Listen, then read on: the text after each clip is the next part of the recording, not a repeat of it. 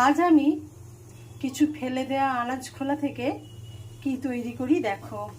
এখানে আছে আলুর খোলা, পটলের খোলা আর ঝিঙের খোলা। ভালো করে আমি এটাকে আগে ধুয়ে নেবো আনাজ খোলাগুলোকে।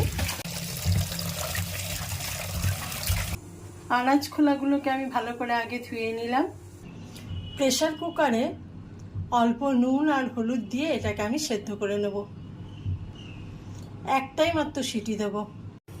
আনাজ খোলাগুলো হালকা সেদ্ধ হয়ে গেলে আমি এটা ঠান্ডা জলে ভালো করে ধুয়ে নিয়েছি। মিক্সার গ্রাইন্ডে আমি এটা হালকা ম্যাশ করে নেব। আনাজ খোলাগুলো হালকা ম্যাশ করা হয়ে গেছে। এতে আমি অল্প পেঁয়াজ কুচি, ঝাল কম খাই বলে অল্প কাঁচা লঙ্কা কুচি, সেদ্ধ করার সময় যেহেতু লবণ দিয়েছি সেই জন্য হালকা লবণ দেব। আশীর্বাদের চানা বেসনটা আমি এখানে দেব অল্প। এবার এটাকে ভালো করে হাতের সাহায্যে মাখবো। আমার আনাজ খোলাগুলো বেসন দিয়ে ভালো করে মাখা হয়ে গেছে। কড়াতে হালকা তেল দিলাম, সাদা তেল দিলাম। তেলটা হালকা গরম হয়ে গেলে আমি পেস্টটাকে হালকা বড়ার আকারে দিয়ে দেবো।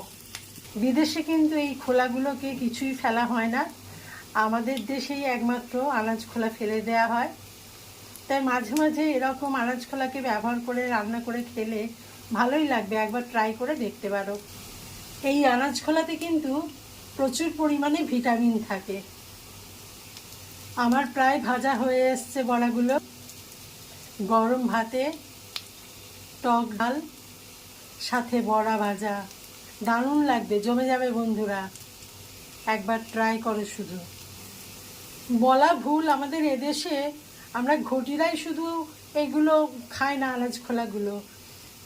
যারা আমার বাঙাল বন্ধু আছো তারা অবশ্যই জানো এই রান্নাটা, আর তারা তো বাড়িতে ট্রাই করোই এটা। লাল লাল করে আমার বড়া ভাজা হয়ে গেছে, এবার আমি এগুলোকে তুলে নেব।